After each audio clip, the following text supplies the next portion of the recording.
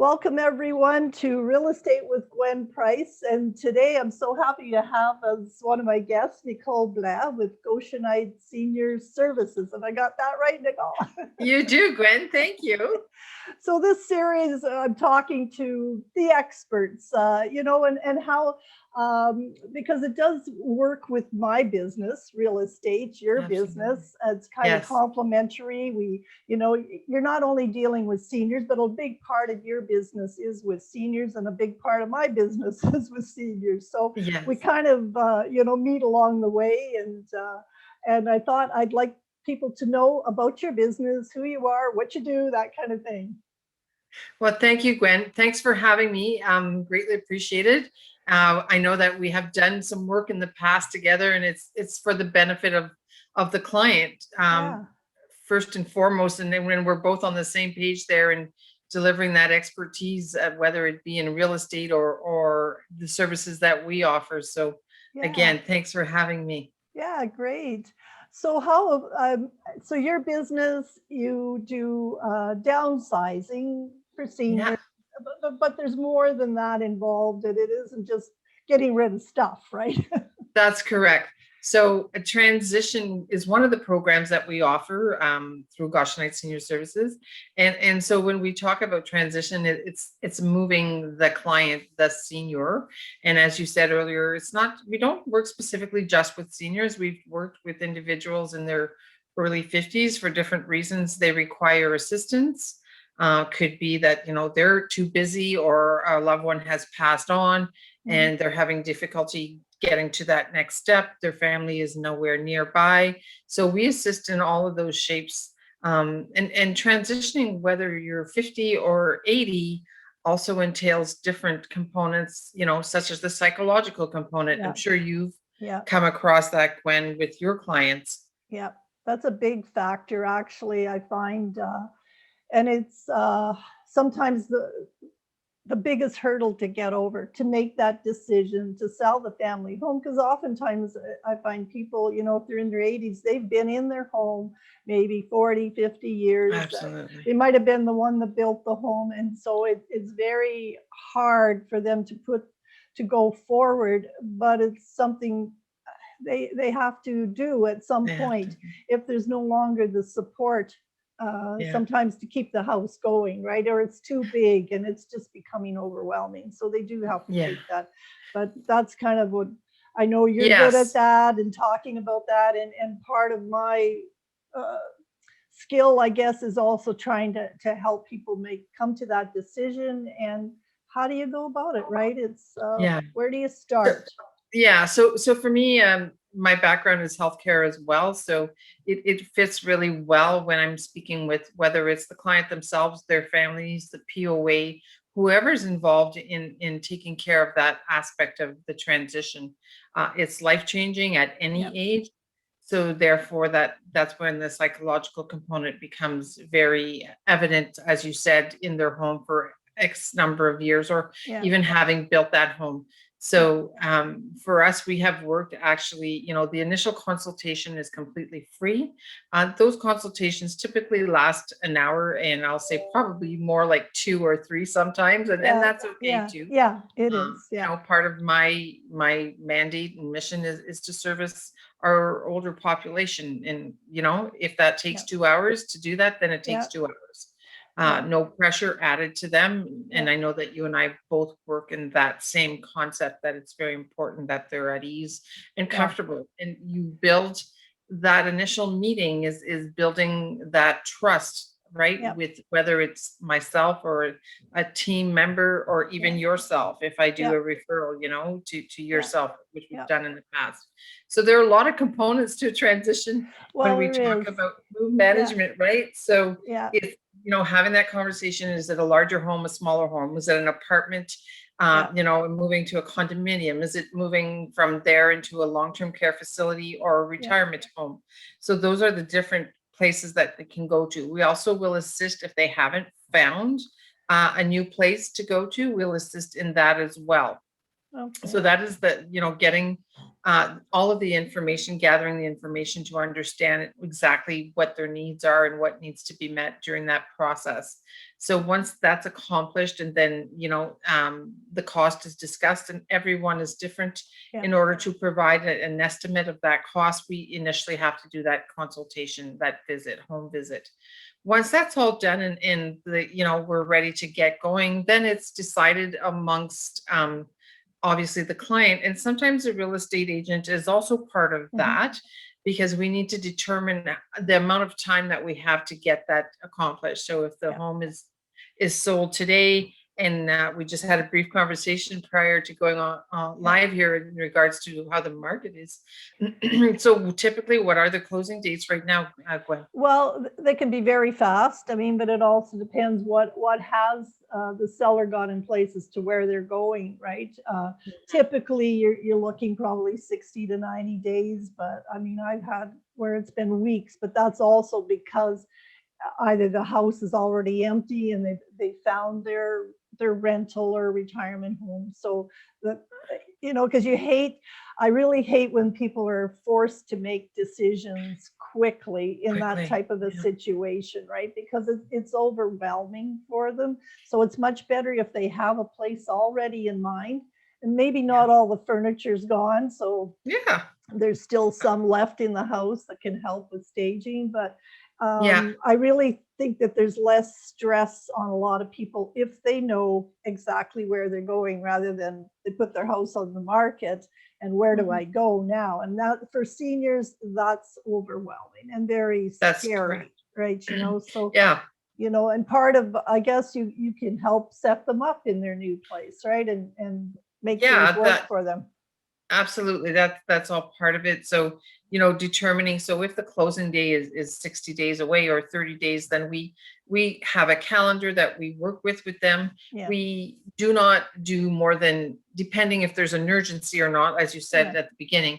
So if there's no urgency and we have a great time limit to work with, so blocks of time are scheduled until the moving day. So for example, if we have 60 days or 30 days, and we have 50 hours of work to do prior to that, whether, that's packing all of their items up, donations to charity, their children coming in or grandchildren coming in to select what they want and allowing them time to do that, whether it's contacting, a charity or toxic taxi to get those things picked up and removed from the home, going to the dump and sending stuff there. So we do all of those things. We provide the materials required, so boxes, wardrobe boxes.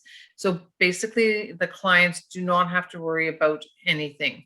We also do like a big clean after to get the home ready for the sale if it hasn't sold, or for the new owners. A lot of people want their homes, cleaned up prior to them moving in.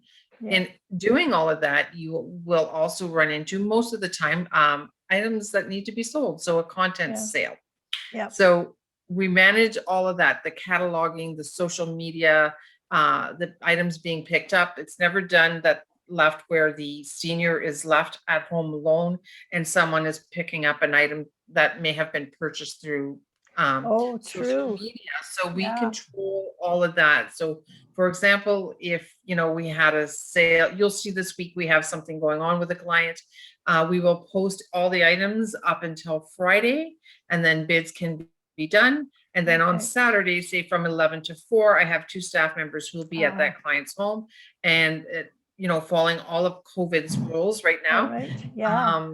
In order for the items to be picked up, so they're all scheduled and stuff, and then picked up at the client's home, and the client doesn't have to be there if they don't want to be, or they can be. It's entirely up to them. But we manage that whole system, so the client is never put in a situation where they're feeling uncomfortable or don't know how to deal with these people and stuff. So we manage all of that. We also do estate sales. But the difference between a content and estate sale, and an estate sale, you may have art or jewelry that has much higher value. We get it appraised prior to. And so, often people, this is one question I get all the time: what's the difference, right?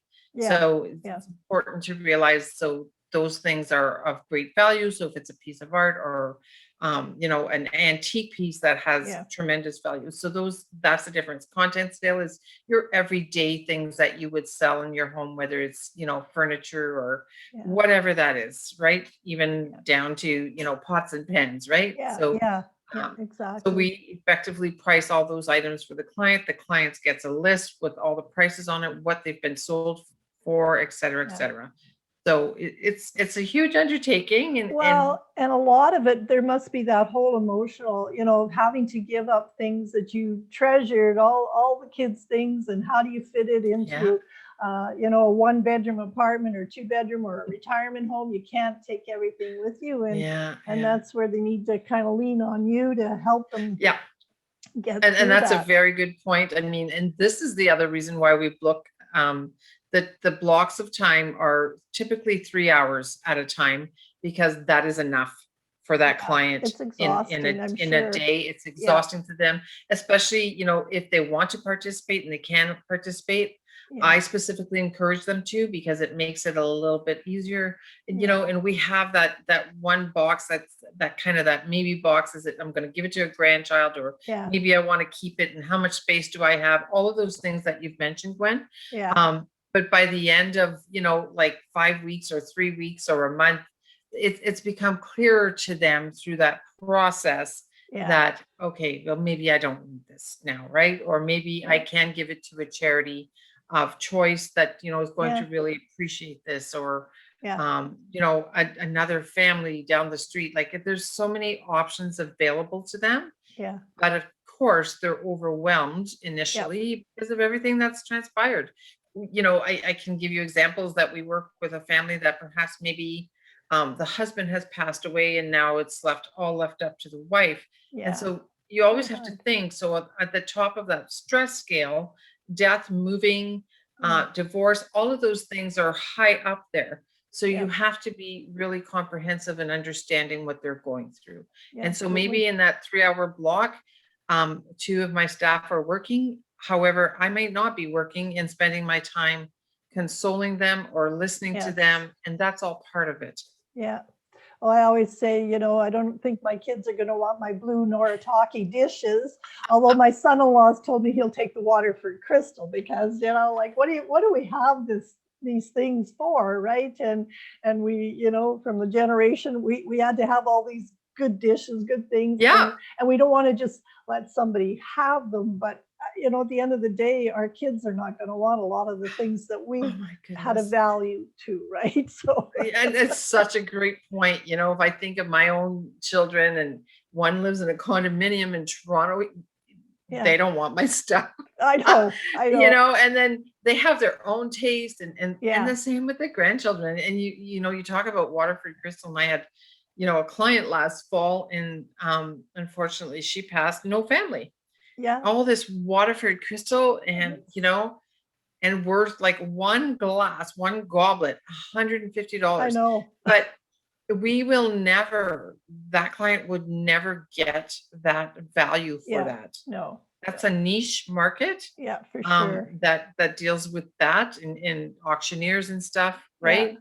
We should be drinking our water out of it every day, even, I know we don't. We just keep preserving this stuff forever. And then at the end of the day, but that is a very difficult thing for a lot of seniors to give up those things. And I understand it, because I'm a sentimentalist. I still have a box of my parents' good dishes, that I remember from my childhood, and I haven't taken it out of that box.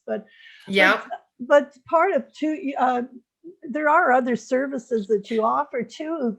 Absolutely. So the driving. What is that one? our driving program. So the business was launched in 2015. So this is actually our 6th year in business. Wow. And so the transportation program was launched in late fall of 2017. So it's the driving seniors program, and I'm sure people will have seen our vehicles in town and stuff. So it's got the big logo on it, easy to identify, right? And so years ago, I had another small business that it was driving as well for seniors. So there was a need for this, and I'm so happy that we did it, because through COVID, some of our programs in the community that we're unable to do the transportation because they're managed by volunteers, right? So it's difficult to manage those programs. Example is the Red Cross. Yeah. The Red Cross referred the majority of their clients to our driving program. Now, having said that, I'm going to say probably 90% of them use it, but Yeah. either way, it's a little more expensive, but a lot less than a taxi. Yeah. If someone is doing their homework, you'll see who don't live here and their loved ones are here and can't drive, or for some reason their license has been removed. We just talk about the driving program as basically like a chauffeur service for seniors. Yeah. So the driver will assist that client, will open the door for them in and out of the vehicle, whether they need that assistance or not. And what that is very important to me, seniors are the foundation of our community. Yeah. And we need to respect that and provide them with the services that they need and do it properly. Well, and it's been pretty devastating through all of this COVID. Now we're well into it in a year. And I know a lot of seniors are reluctant even to put their houses on the market because they're worried about their exposure to the virus, right? And I know you probably do all the protocols that I have to do too, and there's safety measures that we take, absolutely. But it's been pretty scary for seniors, and you're absolutely right. We really do need to respect them. And I guess I've got a vested interest in what's going to go forward for myself too. I want to know what services are available. Sorry. Yes. Oh, no problem. Yeah. So yeah, on the COVID side and following the regulations of the Sudbury District Health Unit, and also in speaking with a bunch of forums that I obviously participate in and sit on. So we have sanitizing stations within our vehicles. What does that mean to the public? So first and foremost, the drivers are tested bi-weekly, COVID tested. Otherwise, we wouldn't be allowed into long-term care facilities or retirement homes. So, and it's important for, number one, the safety of the senior, and number two, like our drivers, they're not volunteers. They're paid employees that work for us. So the drivers are COVID tested. We have the sanitizing stations, which have additional masks, as well as hand sanitizers. The car is cleaned every time a client gets in and out of the car. What does that mean? So we have the Lysol wipes, we have the spray, all the handles are wiped down inside and out to ensure their safety. We have bottles of water and stuff and for the clients if they need it. So, and then, most clients travel on their own, so they'll sit in the front. But again, if they're not comfortable with that and rather sit in the back seat, that's fine as well. It's their decision, right? We're there to service them.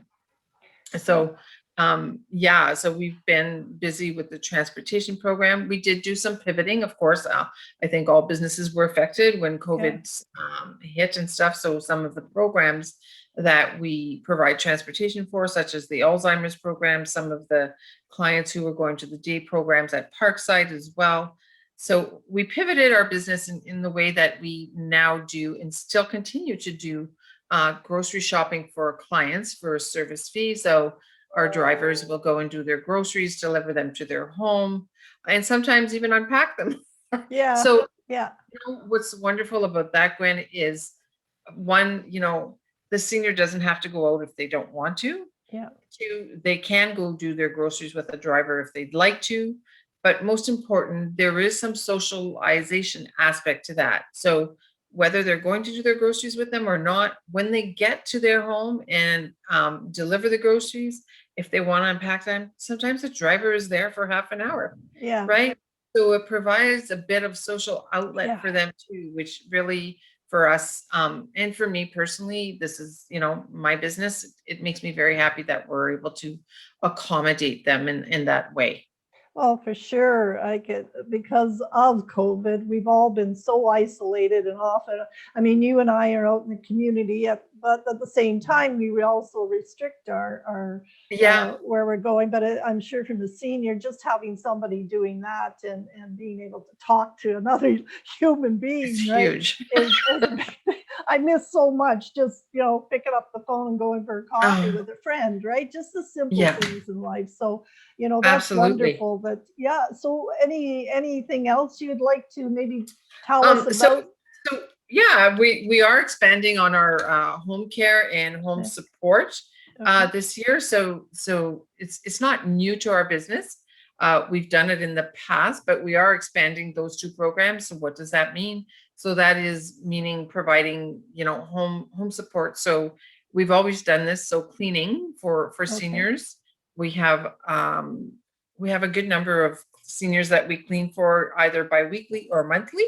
Mhm. And then on the home care side, so PSWs, RPNs, and RNs support private on the private end of things that we are offering those services. Again, we were doing the PSW before, but we see a much greater demand for that now, and we get calls for that weekly Mm. for PSW support to work hand in hand with community support. So Right. if your loved one is receiving community support and needs additional hours Mhm. for PSW, whether that's meal preparation, cleaning, grocery shopping, any of those services that a PSW is able to do for them, Mhm. we also do that as well. Great. Mhm. Well, I Yeah, mean, like I say, we both have a lot in common, and the services are towards seniors, and yeah, definitely, I think we both have a respect for seniors and all that they've done through their lives, and that we all should be treating them with respect. And it isn't what you or I want; it's what they want and need, and we have to so respect important. that, right? And I That find, yeah, that's the key, Gwen. That is so important. And seniors or anybody, if I think of my dad who's 87, the only way they're and I don't want to say old school, that's the way they were raised and stuff. yeah, The way to work with them is to build that relationship and trust. yeah, Sometimes it takes longer for that to happen. yeah, Sometimes it's right off, immediately. However, you need to have the patience to work with seniors, which, yeah. is one of the things I see in you, and why we've got such a great relationship, and admire that skill set. And you have gone above and beyond to recognize working with seniors Sure. is not something that's going to happen quickly, right? No. And it is the way that I want to be treated as Yeah, well, moving exactly. on in my age. Uh, Yeah. not as, it depends. I might be a senior if I'm shopping at Shoppers Drug Mart, but if it's the Wow. city of Sudbury, I'm not a senior yet, but Well, definitely and I what getting I close. really resent, and I guess because I am a senior by every definition, is that all of a sudden at a certain age you no longer have any thoughts or feelings or How opinions, frustrating. and that's what really bothers me, is that that's pushed aside a lot of time. And really and truly, we have to take that into consideration when we're talking to seniors, and respect that just because you're 80 doesn't mean that you're not capable of still making your decisions and what's important to you. My dad was 98 when he died, and he had all Yeah. of his faculties. He was living on his own. So we always would look to him to see what he valued and what he wanted. With sometimes guidance, there was things that Yes. he didn't understand, right? But I always think about how I want to be treated is how I want to treat seniors. And I know you're the same way, that, thinking about when we deal with this demographic. Yeah. It's not the same as when you're dealing with a 20 something who's, going Yeah. to their first level of home ownership or whatever. We're working with people who are making that, sometimes that last decision, that last move, and we ought to Yes. respect that. Yeah. Yeah. Yeah. And that's the key is the respect. And you're right. They're, perhaps this is their last move, or close to it, if they're in retirement, and hopefully they can stay healthy enough to stay there, Yeah. and not move on to long-term care. But if they have to move on to long-term Yeah. care, a lot of people in long-term care are still able to make decisions for Yeah. themselves. Yes, they may need support in that, Yeah. but I think the key question always when you're working with a senior is allowing them to speak first and foremost, and then, you know, as you said, you can add to that, or you can make suggestion as to, you know, what might be available for them, or Yeah. what programs or what in the community do Yeah. we have available for them to look at or work with. And that's not just them, but their children too, and stuff who need information. Yeah. Which leads us to the 50 plus lifestyle magazine, which we've been Yes. doing as well since 2017. We are the only print material left in this area. And the magazine again was created and designed to provide information to first older adults, seniors, and families as well, looking for, you know, businesses or programs available to their loved ones here in Sudbury, especially if they're not here. It's available online as well. And it is doing very well. So, you know, I often, whether it's myself or a member of my team, we are about to, at the end of this week, deliver the spring issue.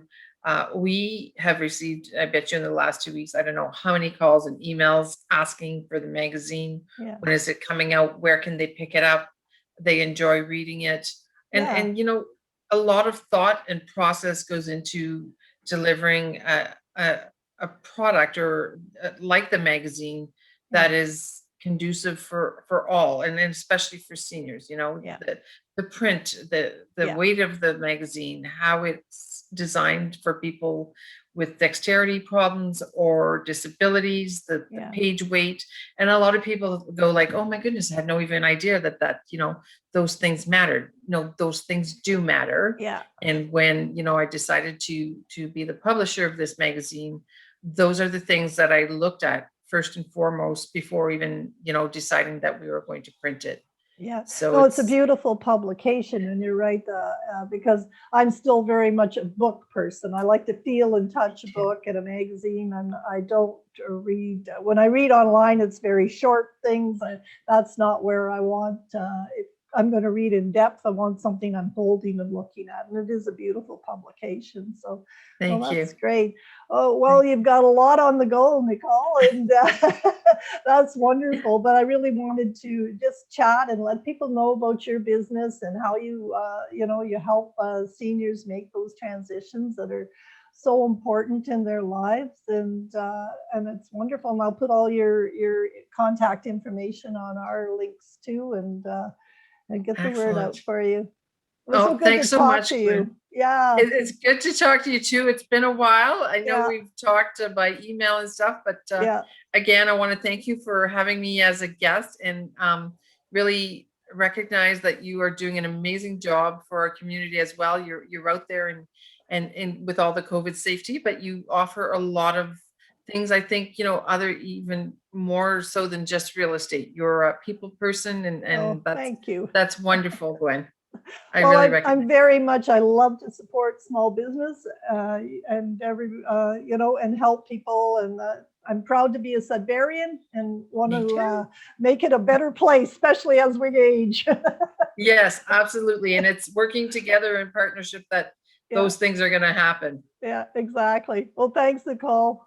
Oh, thanks, Gwen. Have a wonderful day. It's supposed to be like +7 today. I know. Get some sunshine. Okay. Take care. Take care for now. Bye. Bye.